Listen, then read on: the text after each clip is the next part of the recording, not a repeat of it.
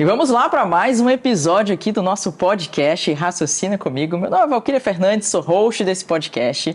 E hoje o tema aqui do nosso podcast Raciocina Comigo vai ser lipedema. Você já ouviu falar? Olha, esse tema é inédito aqui e você precisa prestar atenção em tudo que a gente vai falar hoje para você entender isso e falar assim, caramba, eu já tinha visto isso, mas eu não sabia que tinha esse nome. E para falar sobre esse tema, nós temos aqui uma expert nesse assunto, em que ela é formada em medicina pela UFRN em 2008.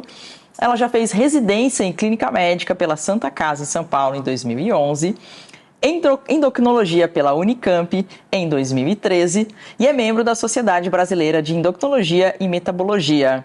A gente vai receber aqui Raíssa Castro. Seja bem-vinda. Olá, Valquíria, muito obrigada pela recepção. É um prazer para mim estar aqui hoje para falar sobre esse tema que é tão importante para as nossas mulheres e tão atualizado, né? Tão atual hoje em dia. Muita gente está comentando sobre isso e vamos lá, vai ser incrível. Eu que agradeço e já vou começar perguntando uma coisa que você falou. As mulheres, homem não tem lipedema, só mulher que tem lipedema? Alguns homens podem ter lipedema, Valquíria, alguns homens que são portadores de hipogonadismo, que é uma queda muito brusca de testosterona, e isso pode sobressair um pouco dos hormônios femininos nessa pessoa e pode ocasionar esse acúmulo de gordura na região das pernas também. Mas não é tão comum em homem e não é muito prevalente em homem. É quase que exclusivo de mulheres. Eu tenho quase certeza que quando você chega em algum lugar, a pessoa pergunta, você trabalha com o quê? Você é especialista em quê? Você fala, lipedema. A pessoa vai olhar pra você e vai falar assim, o quê? Linfedema? Isso. Aí você, não, peraí. Aí você já deve pensar, não, peraí, deixa eu explicar. Então explica pro pessoal que eu tenho certeza que deve ter alguém que pensou assim, não, a Val falou errado. Uhum. Qual a diferença entre linfedema e lipedema? Lipedema. Então, muitas vezes pode ser confundido isso, né? O lipedema é um acúmulo desproporcional de gordura na região de quadril, de coxa, de pernas e também pode acometer os braços. E isso a gente vê de geração em geração, muitas vezes aquelas mulheres, elas têm ali um histórico familiar. Minhas tias têm um corpo parecido, minha mãe tem um corpo parecido. E você vê aquele histórico familiar ali, né? E esse acúmulo desproporcional, às vezes a barriga até pode estar menorzinha, não ter obesidade e ter essa desproporção. Como diz aqui no Nordeste, é bucho aqui, né? Bucho. Não tem o bucho, mas tem algumas regiões em que aparece. Na região das pernas das coxas e dos quadris. E o linfedema, a gordura ela é simétrica, então pernas, as duas pernas, os braços, os dois braços. O linfedema é uma situação em que eu tenho uma destruição dos vasos linfáticos. Em geral, é assimétrico. Assimétrico é que acomete só uma das pernas. E você tem aquela desproporção, uma perna muito grossa, mas com aspecto muito mais de edema, de inchaço, do que mesmo de acúmulo de gordura. Mas acontece que o lipedema ele pode ter uma progressão para estágios mais avançados e evoluir para uma situação de linfedema e ocasionar também bolsões de gordura com destruição de vasos linfáticos. E isso você vai começar a perceber que vai ficando a pele mais escurecida, mais com um aspecto de casca de laranja. Então, essa é a principal diferença. E existem outras doenças que podem ocasionar o linfedema, que não é só o lipedema. A pessoa que sofreu algum trauma em algum linfonodo, fez uma cirurgia de neoplasia mamária, retirou gânglios debaixo da axila, ficou com aquele bracinho mais inchadinho, você vê que é só um lado e não acomete o outro. Então, isso é o linfedema, diferentemente do lipedema. Perfeito, que são cuidados e tratamentos completamente diferentes. Então, assim, no caso, o lipedema, como que a mulher começa a suspeitar? Porque uma coisa importante, a gente até conversou antes de começar aqui. O nome lipedema não é um nome que se usa já há tanto tempo, né? Tipo, quem se formou há mais tempo, às vezes nem aprendeu na faculdade. Isso. Então, é um nome mais novo que hoje as redes sociais estão ajudando essas informações chegarem nas pessoas. Então, a gente já encontra vídeos, profissionais falando sobre lipedema. Só que a população em si não conhece, às vezes nunca ouviu falar da palavra, mas na hora que ela entende o que é, ela fala assim, peraí, será que eu tenho? Posso ter, né? Então, o lipedema, ele pode, não existe assim, uma estatística muito certa, mas aproximadamente pode acometer cerca de 11% das mulheres. E hoje está realmente se divulgando muito mais essas informações acerca do lipedema. E a gente percebe, assim, que devido a essa divulgação melhor, as mulheres começam a se olhar mais, a se perceber mais e muitas vezes têm dúvidas sobre isso. E a gente percebe também, às vezes, um certo desconhecimento por parte dos profissionais de saúde acerca da doença.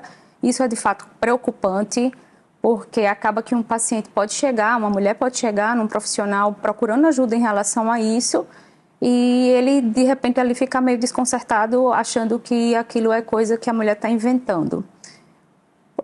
Faz parte, como tudo que parece ser muito novo, demora ainda um pouco a ter essa divulgação.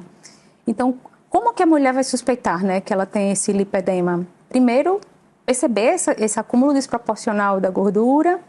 Alguns sintomas também são bem prevalentes nessas mulheres que têm o lipedema, como manchas roxas que aparecem do nada. Não teve trauma, não bateu, aparece uma manchinha roxa lá na perna.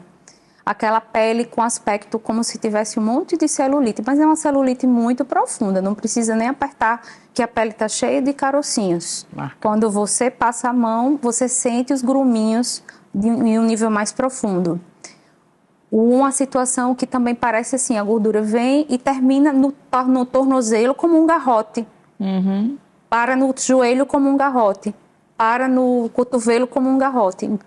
Essa desproporção com essa marcação bem específica é outra coisa que a mulher deve ficar atenta. Uma sensação de cansaço, uma sensação de peso, uma sensação de formigamento, que piora à noite, principalmente quando termina a jornada de trabalho daquela mulher. Então, todos esses sintomas, eles são cardinais. E a gente, inclusive, durante a primeira avaliação com o especialista, existe um questionário de avaliação de qualidade de vida para essa mulher. E ele tem uma pontuação que a gente faz no começo do tratamento e ao final de um término de um tratamento, digamos, de uns 6 meses, para a gente avaliar o quanto que aquela mulher melhorou, baseado especificamente nesses sintomas que a gente vai guiar para dar um diagnóstico, que basicamente ele é clínico. É como se a pessoa fosse gordinha, tivesse uma obesidade em uma região. Ou é braço, antebraço, coxa, não, como você falou, é simétrico, mas não necessariamente é no corpo inteiro, como alguém que é obeso, você tem aquela gordura no corpo inteiro. Não, ela é específica em partes do corpo. Isso, especificamente, ela tem essa desproporção. Desproporção é o termo que a gente marca a situação de lipedema. Mas a gente pode ter casos que tem, que ficam sobressalentes, né? Entre obesidade e lipedema. A pessoa com lipedema, ela pode também ser portadora de obesidade. E a gente vê muito paciente que já realizou cirurgia bariátrica e que perdeu aqui a gordura no abdômen e ficou aquela gordura acumuladazinha nas pernas. Então, existem esses casos em que a gente tem também obesidade. Mas também tem casos em que a mulher é magra e tem essa desproporção e esse acúmulo desproporcional da gordura na região das pernas. E todos esses sintomas comemorativos. E quando ela passa a mão nessa região, que é um pouquinho mais gordinha, com gordura, que você falou que é irregular, ali ela tem o quê? Ela tem realmente celulite naquelas regiões? O que seria esse acúmulo de gordura? Esse acúmulo de gordura que acontece é uma gordura que tem fibrose, é uma gordura que tem como se fossem cicatrizes por debaixo, que acaba repuxando a pele.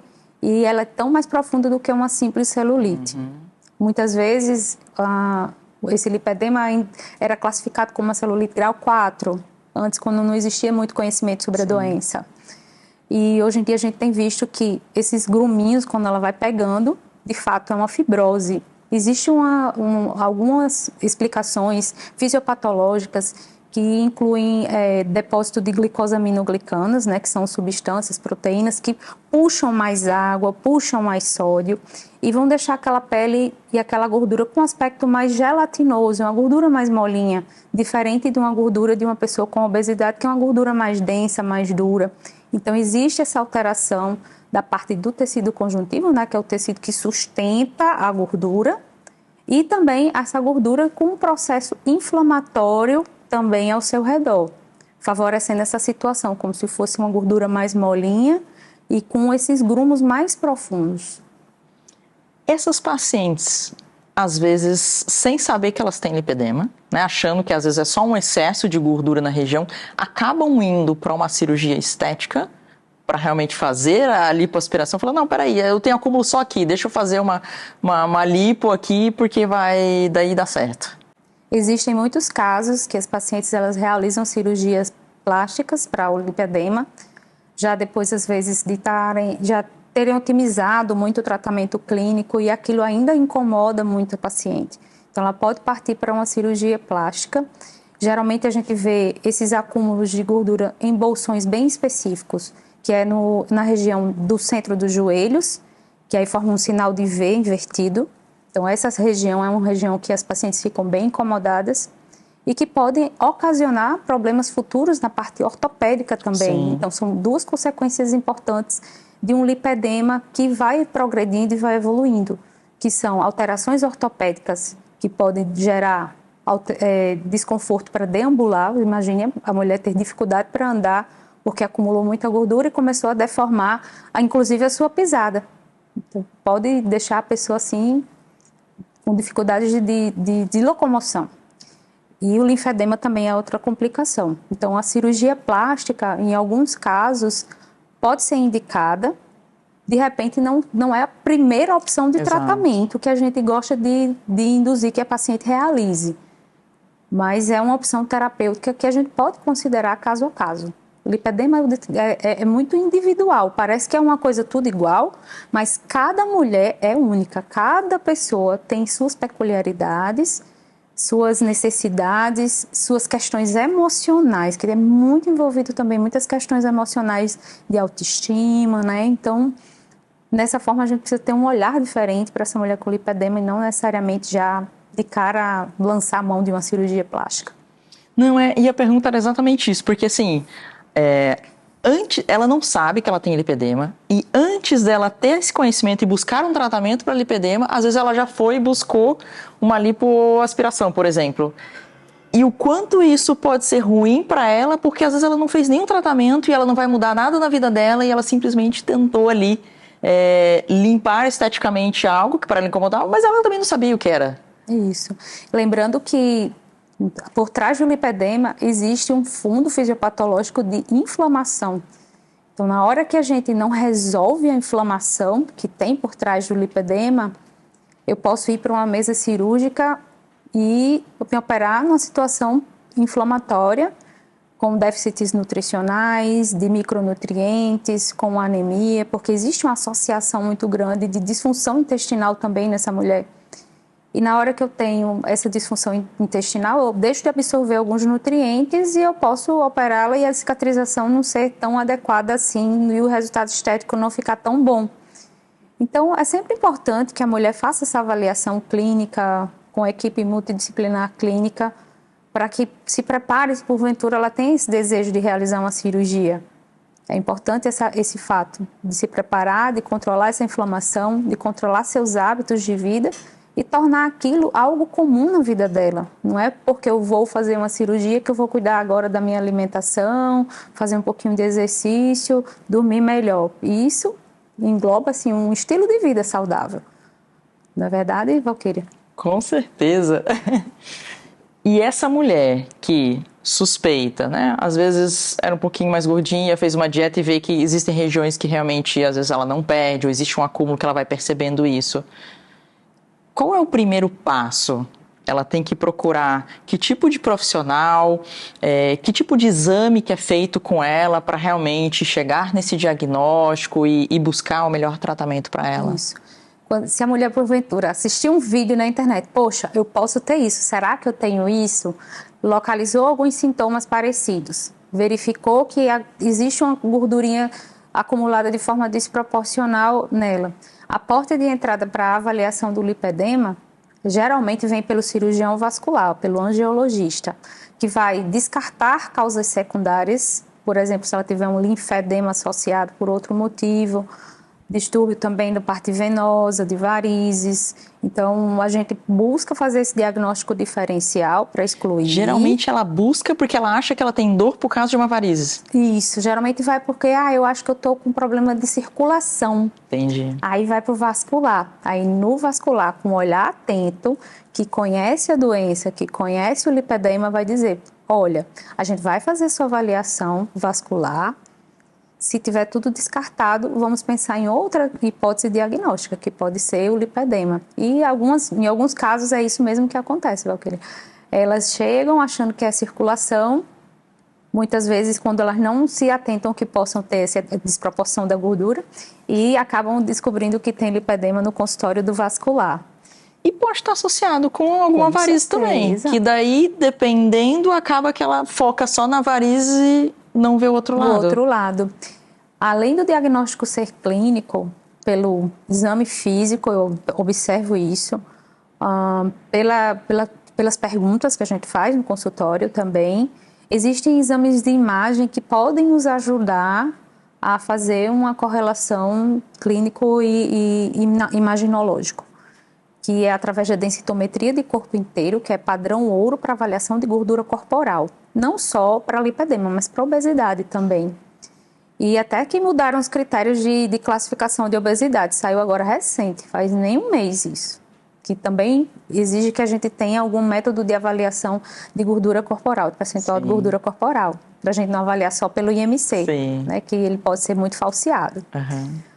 Então, essa pessoa chega no vascular, passa pelo exame clínico, pode também fazer uma densitometria de corpo inteiro, pode fazer uma bioimpedância, que também dá uma avaliação dessa desproporção de gordura corporal.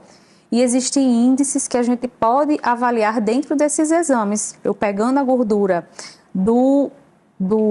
a gordura exclusiva das pernas e dividindo pela gordura total, eu tenho um índice. Esse índice pode me direcionar a pensar que esse acúmulo maior de gordura está realmente nas pernas. Mas isso não é absoluto, né? Porque a gente precisa de outros critérios clínicos também. Então, basicamente, o diagnóstico é clínico, a porta de entrada é pelo cirurgião vascular, precisa de uma equipe multidisciplinar e a gente pode lançar mão de também exames de imagem para complementar e corroborar o diagnóstico. E fala pra gente, Raissa, quais são os exames clínicos que é importante no contexto de, que você falou, beleza, eu tenho que olhar, eu tenho que entender qual grau que tem que ter dor na região ou não tem que ter dor na região, eu preciso fazer um teste genético ou não, isso daí não é o mais importante. Isso, ele não é essencial para o diagnóstico, os testes genéticos eles não são essenciais para o diagnóstico. Diagnóstico clínico através da anamnese, eu perguntar para o paciente o que é que ela está sentindo, aplicação do questionário de qualidade de vida da paciente também, existe uma pontuação específica que faz pensar nesse lipedema, além de exames laboratoriais para ajudar a verificar esse processo inflamatório, as consequências desse processo inflamatório, a avaliação física através de ultrassom também existe esse outro método. Acabei me esquecendo de falar sobre ele, mas existe também esse método de avaliação que pode ser feito no consultório mesmo, que é através de ultrassom da gordura da perna. Então, existe lá uma proporção que o próprio vascular pode fazer durante o exame físico dele. Passar o ultrassomzinho e verificar se tem uma espessura de gordura da perna que corrobore para o diagnóstico do lipedema. Eu ia te perguntar isso, porque uma coisa é o ultrassom que está lá na clínica que faz os exames. Outra coisa que existe hoje, né, não só hoje, mas faz tempo, o ultrassom que está ali no consultório, né, que também pode ser analisado essa camada de gordura ali para entender, né? Exatamente, é mais uma opção que a gente tem para corroborar esse diagnóstico. Né? Como falei, às vezes é diagnóstico de exclusão e também a gente lança a mão de outros critérios para nos ajudar a fechar ali o circuito, né, de diagnóstico desse lipedema. Qual a idade mais prevalente que, que você vai receber no consultório para tratar, que a pessoa vai se alertar, que ela vai começar a entender um pouco melhor sobre isso? A doença, ela comete várias fases da vida da mulher, porque onde houver variação hormonal pode deflagrar o lipedema. Então, pode chegar no consultório adolescente, que acabou de entrar em puberdade, e aí existe aquele boom de diferenças hormonais naquela menina. O corpo muda nesse momento. Então, nessa variação hormonal da puberdade, eu posso ter o deflagrar de um lipedema. Seguindo nessa fase de vida da mulher, às vezes o uso de um anticoncepcional pode mudar a qualidade dos hormônios dessa mulher. Ela pode perceber uma diferença na composição corporal dela. Conseguindo mais na vida dessa mulher, ela engravida. Então, a gravidez também pode alterar. Ela vai para o puerpério, outro fator de gatilho para o deflagrar de um lipedema. E lá na frente, na menopausa, que, contrariamente das outras fases que eu tenho excesso de estrogênio, na menopausa eu tenho uma diminuição desse estrogênio. Eu tenho até um aumento proporcional mais da testosterona do que o progestogênio, do estrogênio. Só que existe o lipedema também nas mulheres com menopausa. Então, não existe a idade específica de maior prevalência, existem as fases da vida da mulher em que eu tenho várias alterações hormonais que vão corroborar. Como a gente trata mais no nosso consultório mulheres acima de 30 anos, né, 30, 50 anos, acaba que é esse público que chega mais pra gente. Entendi. E o tratamento? Como que funciona o tratamento do lipedema? Depende muito do grau que a pessoa tem, ou o tempo que precisa de tratamento, enfim. O tratamento, a gente busca tratar a paciente como dentro dos pilares de um estilo de vida saudável, buscando alinhar ali primeiramente o básico. O básico dentro da parte alimentar, dentro dos exercícios físicos, do consumo de álcool, que hoje em dia está tão comum, de controle de ingesta hídrica, também é importante, né? Beber água, a parte do sono, manejo de estresse, tudo isso a gente busca englobar dentro do tratamento do lipedema e através dos exames de sangue, também da parte bioquímica, fazer os ajustes do ponto de vista de micronutrientes. Existe uma correlação muito próxima da disfunção intestinal, e essa disfunção intestinal acaba diminuindo essa absorção de nutrientes na mulher com lipedema, trazendo ali uma deficiência de vitaminas, de ferro, e tudo isso provoca ali a piora da qualidade da pele também e da qualidade dessa gordura. Então a gente começa pelo menos tratando de dentro para fora, tratando os déficits nutricionais, por isso é tão importante a presença da nutricionista, a presença do endócrino, muitas vezes do nutrólogo também, é outra área que acessa muito essas pacientes com lipedema. Clínico também pode tratar, mas o olhar é muito mais refinado para quem é mais especialista. A gente busca também fazer esses ajustes da parte de exercício físico. No início, a mulher está muito inflamada, sente muita dor. Não posso pedir para aquela mulher iniciar um exercício de corrida. Ela vai buscar ali exercícios mais dentro da água, que possam ajudar mais a ter menos impacto. Depois, como evoluir, ela vai se sentindo mais segura e vai fazendo exercícios de força, exercícios com mais intensidade. Do ponto de vista alimentar, a gente busca orientar que a paciente tire alguns alimentos que são considerados gatilhos. Em geral, não está assim, bem compreendido isso ainda, Valquíria, mas na prática a gente observa isso, que glúten, lactose, alimentos ultraprocessados, ou seja, esses ultraprocessados que são tão presentes na nossa vida moderna, sim, acabam inflamando mais essa gordura e piorando cada vez mais os sintomas das nossas pacientes. Então, temporariamente, a gente acaba pedindo para reduzir essa ingesta desses tipos de alimentos. Controlar o sono, diminuir a questão da ingesta de álcool, que também é super inflamatório. Beber a quantidade exata de água que precisa para manter a hidratação normal da pele. E ajustar também a questão emocional e ajustar as expectativas dessa mulher, que muitas vezes ela fica se espelhando em redes sociais em pessoas com teoricamente, peles perfeitas, né? E muitas vezes ali tem filtro, tem alguma manipulação de imagem. E às vezes ela, na verdade, quer fazer coisas tão simples como vestir um shortzinho, uma camisetazinha mais abertinha. Às vezes elas se escondem nas roupas. Então, o suporte emocional dessas mulheres através da psicoterapia, terapia cognitivo-comportamental também vem como um aliado. E isso não é por 1 mês, 2 meses, 3 meses. É uma rotina que é importante que seja contínua, que seja praticamente para sempre. Então, o tratamento ele não é temporário, mas muitas vezes uma equipe multidisciplinar ali para acolher aquela mulher de início é super importante para ela que ela tenha um melhor engajamento e isso se torne duradouro, sabe?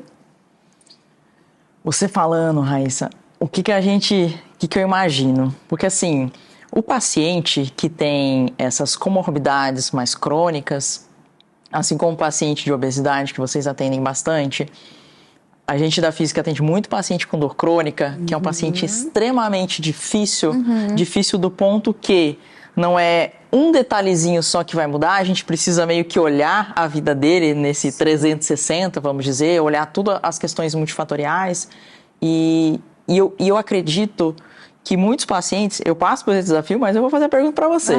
Eu acredito que muitos desses pacientes, quando olham, por exemplo, a paciente ela descobriu que ela tem um lipedema. E aí ela vai lá e olha a Raíssa falando, não, porque você tem que dormir melhor, porque você tem que comer melhor, porque você tem que fazer exercício, porque você tem que ter um psicólogo, tem que ter um nutrólogo, tem que ter um nutricionista, tem que falar assim, você tá louca? Eu não tenho dinheiro pra isso, eu não tenho tempo pra isso, eu só trabalho, não sei o quê. Então assim, eu acho que hoje o grande desafio nosso, quando a gente olha para essas doenças multifatoriais, é que para um tratamento com resultado incrível, vamos dizer, a gente conseguir realmente ter um resultado muito bom, a gente precisa de uma mudança radical na vida dessa pessoa. E aí, como você muito bem falou, o engajamento é o segredo, só que a gente conseguir esse engajamento é o difícil também. Isso.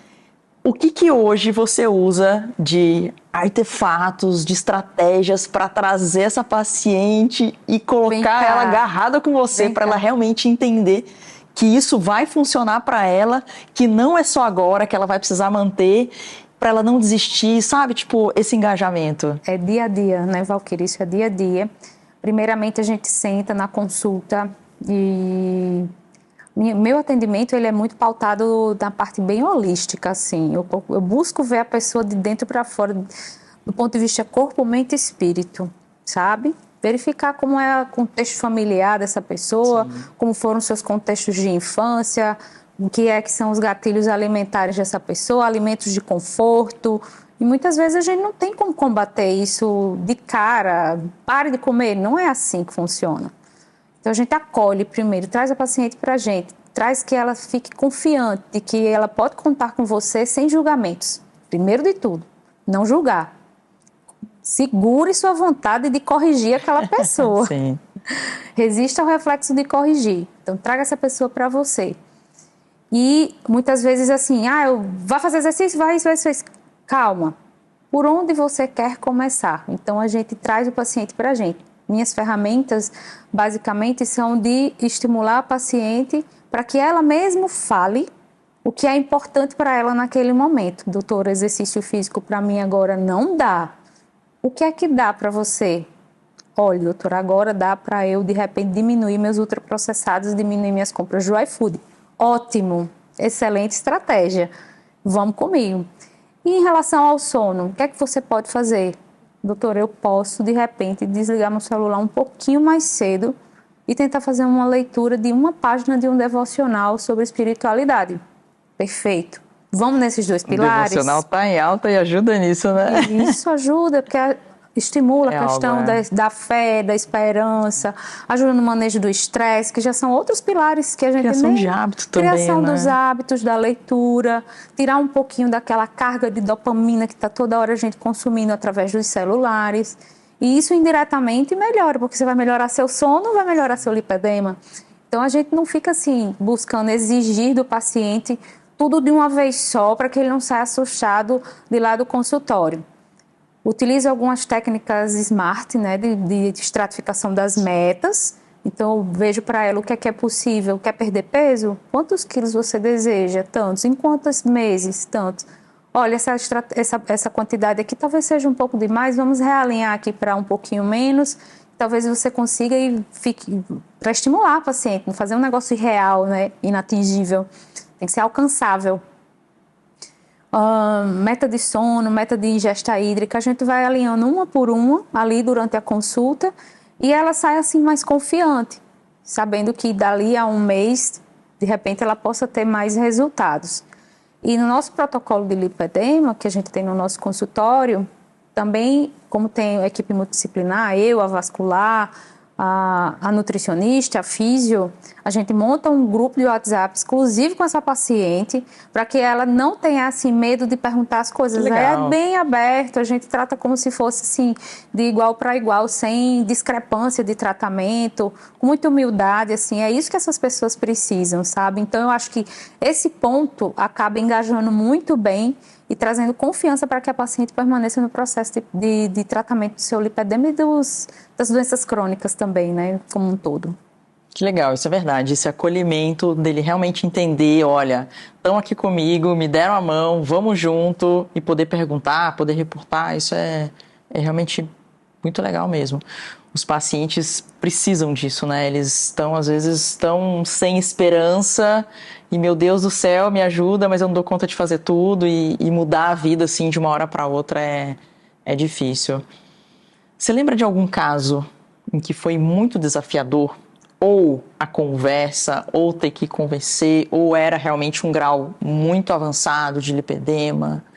A gente, por enquanto, tem pego graus moderados a leves. Não pegamos ainda um caso tão grave de lipedema no nosso consultório. Mas colegas pegam também, né, e são desafiadores, de fato, são casos que já evoluíram aí para um linfedema, que de fato precisam de tratamento cirúrgico. Mas existem aqueles casos desafiadores que a gente, mesmo com todas essas estratégias, existem pacientes ainda em algum grau de ambivalência, de querer que dê tudo certo e ao mesmo tempo não engajar adequadamente naquelas propostas que a gente realiza ali. Então essas são realmente as que são mais desafiadoras, as que têm mais dificuldade no engajamento. E aí a gente vê que o processo não depende não só da gente, existe também algo por trás naquele tratamento. Então os casos mais desafiadores são, de fato, os que a gente tenta ao máximo dar o nosso, mas ao mesmo tempo as pacientes ainda têm algum grauzinho ali de dificuldade em engajar. Mas a gente não desiste delas. Então a gente dá um espaço, espera um pouquinho, vai lá depois. E aí, pronta para uma nova fase? Aí diz, pronto, doutor, agora eu quero ir com tudo. Então vamos com nós, vem com a gente. Então a gente também permite essa abertura para a paciente para que ela também não se sinta aprisionada e obrigada a ter resultados. Muitas vezes ela não está no momento de iniciar um tratamento de mudança de estilo de vida. Quando a gente olha dentro da parte da ciência, o que grita mais para o lipedema? A parte genética, putz, tem um histórico, ou a alimentação é muito importante, a alimentação junto com genética, ou não dormir, ser sedentário. Quais são as coisas que talvez sejam mais gritantes para desenvolver ou para piorar o grau? Então, Valquíria, é algo ainda muito incerto, né? Toda a fisiopatologia do lipedema é tudo ainda muito incerto. A gente vê pelos resultados clínicos algumas evidências, mas não é algo dentro da ciência, com dados estatísticos, com um N de grande valor, como a gente vê nos grandes estudos, algo que a gente possa dizer, é disso, exatamente só disso. Existe o cunho genético, que provavelmente tem a ver com o cunho de questão de tecido conjuntivo. E, pelo que eu percebo, tanto dos meus casos como os casos dos outros colegas, que a parte alimentar parece ter um grande peso, principalmente pelo consumo de ultraprocessados, de alimentos ricos em sódio, que é hoje basicamente muito prevalente na nossa rotina, na rotina das pessoas. Comer rápido, comer sem saborear, comer coisas muito crocantes, muito hiperpalatáveis. Então, a gente percebe que a alimentação tem um peso muito grande Porque na hora que eu melhoro a alimentação, e mesmo sem ela fazer exercício físico, eu tenho uma melhora muito importante. Então, não é algo assim, com dados científicos específicos, mas pela nossa percepção, existe uma correlação da alimentação dentro desse contexto. Eu acredito também que a alimentação deve ser mais forte que o exercício. E eu fico curiosa em relação ao sono, porque o que a gente tem de pesquisas em relação ao sono para muitas coisas, né? Geralmente o sono tem uma causalidade muito forte para muitas coisas. Talvez possa ser que tenha aí talvez algum trabalho saindo futuramente correlacionando. Com certeza, de poucas horas de sono, Exato. de sono não profundo, apneia Que do entra sono. na parte hormonal, né, que você mesmo falou. Com certeza. Apneia do sono, aumento de hormônios contrarreguladores de glicose, de insulina e tudo mais. Então, eu acho que provavelmente vai sair muita coisa aí futuramente dentro dessa situação, dentro do lipedema, correlacionando todos os pilares, em cada um deles, os dados específicos científicos para a gente se guiar e verificar assim, o que é que a gente pode modificar. E o que você acha que é o futuro, pensando no tratamento do lipedema ou na prevenção? Ou o que vocês olham e pensam, poxa, beleza, o tratamento a gente está enxergando hoje, a importância dessa questão de saúde para esse paciente, mas e lá na frente, daqui 10 anos, daqui 20 anos? O que é que a ciência estaria apontando de tratamento, pensando assim a longo prazo, voltado assim mais para essa parte anti-inflamatória ou algo que ajude nesse processo inflamatório para diminuir essa quantidade de fibrose, né? Algo que trabalhe ali impedindo a progressão da fibrose. Então é um processo que venha antes, uma alimentação controlada desde a infância, um controle, um exercício físico que já vem ali sendo trabalhado desde criança, para que a gente não espere o deflagrar de tudo isso no passar das idades, né, das fases da mulher. Mas hoje é possível ele retroceder esse grau de fibrose? A pessoa mudou o estilo de vida, está se alimentando melhor, está dormindo melhor, está fazendo exercício, ele vai diminuindo, mas é possível ele retroceder realmente de a pessoa passar a mão e... A fibrose em si, não, porque é algo cicatricial. Mas o processo inflamatório agudo, em que eu não tenho ainda a fibrose, eu posso modificar. Sim. E a qualidade melhora de verdade, assim, melhora bem com o tratamento clínico, com as mudanças que a gente vai fazendo do ponto de vista de estilo de vida também, inclusive medicamento, né, se a pessoa tiver com obesidade, hoje em dia análogo do GLP-1, também ajuda muito nesse processo inflamatório, é algo que a gente está apontando também para isso, então está surgindo muito estudo dentro disso, então pode ser que venha um braço, Valquíria, nesse sentido, análogo do GLP-1 modificando o curso da doença, se aplicado numa fase antes de acontecer a fibrose. Então, eu acho que talvez nessa linha de tratamento aí a gente acabe vendo coisas bem específicas mesmo e mais promissoras do que um tratamento anti-inflamatório com medicamentos anti-inflamatórios. Sim. Então, o melhor seria a educação para que, a partir do momento que apareceu, seja lá na adolescência, ou você falou outro momento, na gestação. Então, apareceu adulta. Ali, já teria que entrar com essa mudança ali para realmente já ir retrocedendo, que é uma fase inflamatória ainda. Isso. E aí o resultado seria muito melhor. Aí, a partir do momento que a fibrose apareceu, fica mais difícil da gente regredir. Sumir, Isso, fica mais difícil da gente regredir, mas mesmo com o tratamento a gente consegue ter uma melhora parcial desses sintomas e evitar uma progressão maior, como, por exemplo, acúmulo de bolsões, deformidades articulares e dificuldade de deambulação, que aí a pessoa vai precisar andar com cadeira de rodas, andar com órteses, às vezes precisa trocar próteses de joelho, vai precisar de cadeira de rodas, né, de andador, quando a pessoa vai ficando mais idosa. Então, quanto mais cedo a gente prevenir ali, eu evito aqueles graus mais avançados, né, o estágio 4 para frente, estágio 3, 4, que tem mais essas complicações. Entendi.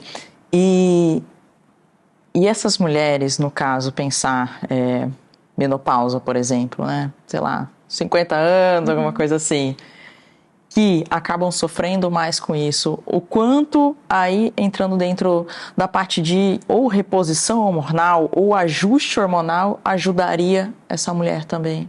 Isso, a reposição hormonal parece melhorar a parte da composição de gordura da mulher. Então, indiretamente, pode melhorar um pouco a questão do lipedema. Mas as mulheres também que não fizeram reposição, não necessariamente entraram na menopausa e não podem fazer reposição, não é por isso que elas não vão melhorar, por conta da falta de uma reposição hormonal. Lembrando que assim, a gordura que acumula mais na mulher da menopausa pode acometer as pernas, mas ela é muito mais frequente acometendo a região visceral. Então é ali que vai melhorar mais com a reposição hormonal. Mas pode ser que esse controle da flutuação hormonal traga um resultado positivo na região das pernas também. Entendi. E teria algum outro hormônio? No caso, você tinha falado do estrógeno, né? Isso. Que tinha uma relação grande com essas fases hormonais. E teria algum outro hormônio que, para você, dentro da área de endócrino, você fala, nossa, isso aqui é muito importante também. Dos meus pacientes eu vejo que tem ou uma carência, uma deficiência em algo específico. Isso. Os hormônios tireoidianos, né, também estão estão muito envolvidos com a piora do lipedema quando descompensado, né, a função tireoidiana, quando eu tenho ali muito mais um hipotireoidismo descompensado. Então a pessoa já sabe que tem hipotireoidismo, de repente está com a dose mal ajustada ali da medicação, ou muitas vezes ela não sabe que tem ainda o hipotireoidismo e acaba descobrindo numa consulta e na hora que eu trato, eu melhoro esse edema, né? Lembrando que o hipotireoidismo também causa esse edema que se chama mixedema e aí pode confundir com o lipedema. Se a mulher já tiver um lipedema e ainda descompensar um hipotireoidismo, são 2 fatores para piorar o inchaço nos membros inferiores, nas pernas. Então, a tireoide um hormônio tireoidiano é super importante nesse contexto. E na parte do hipertireoidismo, é menos comum, que a pessoa geralmente tem aquela perda de peso mais volumosa. Mas dentro do contexto do hiper, eu também tenho uma situação que também pode dar alterações de pele nos membros inferiores, quando está muito descontrolado. Tá? Então, por isso a importância do profissional endocrinologista também para fazer esse diagnóstico diferencial. O hormônio tireoidiano também precisa estar bem regulado no tratamento do lipedema. Existe alguma classificação em relação à porcentagem do quantos por cento tem mais relação genética e quantos por cento tem mais relação epigenética? Existe uma diferença hoje? Hoje em dia, Valquíria, não saberia te informar esse dado. Talvez já exista. Vou ficar devendo esse dado específico para você, mas eu acredito que a questão genética tem um peso muito importante dentro dessa desenvolver dessa doença, visto que a gente sempre quando pergunta quem da sua família que é assim, minha mãe, minha tia, todo mundo é assim. Então, existe essa questão genética bem importante aí. O percentual em si não saberia informar em números o quanto que isso pesaria para essa diferenciação de epigenético e genético. Até porque quando a gente fala de epigenética, a gente tem tantas variáveis, né? Muitas variáveis. Para entender realmente o quanto isso vai pesar ali, que a gente precisa de um certo tempo e pesquisas para talvez entender um pouco melhor. Como é algo que é tão mais recente, assim, na verdade... É descrito há muitos anos, desde a década de 50, mas que tem sido mais estudado por agora, de uns 5 anos para cá. Então, há muitas águas vão rolar ainda dentro do lipedema, dentro dos estudos de lipedema. Com certeza. Tem mais alguma coisa que eu não te perguntei sobre lipedema, que você gosta de comentar ou que você acha importante falar para o pessoal? Então, Valquíria, importante, a mensagem final que eu gostaria de dizer assim, para as pacientes é que ajustem as expectativas em relação à questão do seu lipedema. Você não é o seu lipedema. Você é muito mais que isso. Então, busque ajuda do profissional para buscar a sua melhor versão. Cada mulher é única. Não adianta eu querer ter o lipedema e os mesmos resultados da minha colega que fez o mesmo tratamento que eu, porque cada indivíduo é único. Então, nesse sentido, que a mensagem final que eu quero deixar é que faça a sua parte, sem querer se comparar com tantas pessoas. E aceite a realidade que você tem e transforme a sua versão na melhor versão, na sua melhor versão, e não comparativamente com outras pessoas. É difícil não comparar, é difícil não querer o resultado do coleguinha, né? Mulherada, assim, vidrada no resultado, vidrada na blogueira que está em alta. Eu quero o resultado daquela mulher e tudo mais. Alinhar bem as expectativas é um processo emocional aí que requer, assim, muito tempo, né, de tratamento também. Porque você fala de um ponto de vista de saúde, mas muitas vezes o paciente olha de um ponto de vista estético, né? Sim. Então, tem uma doença aqui, mas ele olha, poxa, da estética da minha coxa não tá legal, eu gostaria de melhorar tal coisa. E isso realmente é muito interessante porque frustra muito. Frustra muito. Você pode ter um resultado incrível, mas se não chegou naquela estética que você gostaria, às vezes o paciente está frustrado. Frustra, isso. E, assim, a gente vai buscando outros métodos de tratamento. Hoje em dia também existem tratamentos com bioestimuladores de colágeno, lembrando que é uma doença que envolve também o tecido conjuntivo, né, basicamente. Então, existem alguns bioestimuladores de colágeno que podem melhorar a qualidade daquela pele sem necessidade de um procedimento cirúrgico. E se for o caso, assim, para resgatar muito a autoestima daquela mulher, por que não realizar esse procedimento cirúrgico, né, com equipe de qualidade, que entenda sobre cirurgia de lipedema e que acolha e trabalhe especificamente com a cicatrização, com o tratamento específico dos curativos em relação a isso, né, também. Isso que você falou é importante, não pode pecar, porque a gente sabe que após uma cirurgia de lipoaspiração, por exemplo, o que a gente mais tem é fibrose ali também. Fibrose. Então, o processo ali da drenagem linfática, pós-operatório, ele tem que ser muito certinho para realmente ter um resultado incrível, né? Incrível. Então, a fisioterapia com muito conhecimento dentro dessa área, muito importante para o tratamento, né? A questão das meias compressivas, das massagens específicas, não é qualquer massagem, não é qualquer drenagem linfática que a gente vai indicar para esses pacientes que querem ou não querem operar, que já operaram. Então, é super importante essa equipe que saiba trabalhar com lipedema, né? E muitas vezes ter cuidado com o que as redes sociais pintam, né? Como tratamentos milagrosos, tome esse chá, faça isso.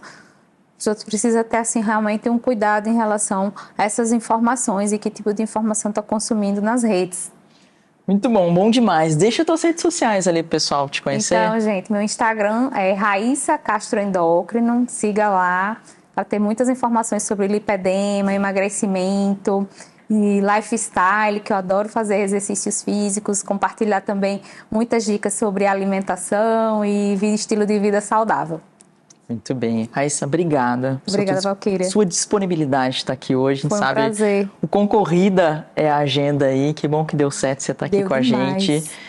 Parabéns pelo seu trabalho, que você continue ajudando muitas mulheres que têm problemas de lipedema ou de obesidade ou outros problemas aí que a endocrinologia ajuda para que a gente possa ter mais pessoas saudáveis e, como você bem falou, né, se importando com o estilo de vida. Exatamente, Valquíria. Muito obrigada pelo acolhimento aqui no seu estúdio e por poder transmitir para tantas mulheres através de suas redes sociais e do seu podcast essa informação tão importante. Eu que agradeço. Gente, você gostou desse podcast? Já curte aí, já clica nesse botão compartilhar, encaminha para um profissional da saúde, encaminha para um paciente, encaminha para alguém que precisa aprender sobre isso. Você falou assim, nossa, eu acho que a minha mãe, a minha irmã, a minha paciente, alguém que eu conheço, eu acho que pode ter lipedema. Encaminha, porque é importante ter esse conhecimento, essa educação para a pessoa começar a mudar um pouco o estilo de vida, ela começar a pensar um pouco melhor, dela tomar as decisões e não ser uma coisa muito aleatória. Se estiver ouvindo aí no Spotify, já avalia a gente, já segue o nosso canal também e não deixa de seguir a gente lá no Instagram, Raciocina Comigo Podcast, tá bom? E eu te vejo aí num próximo episódio.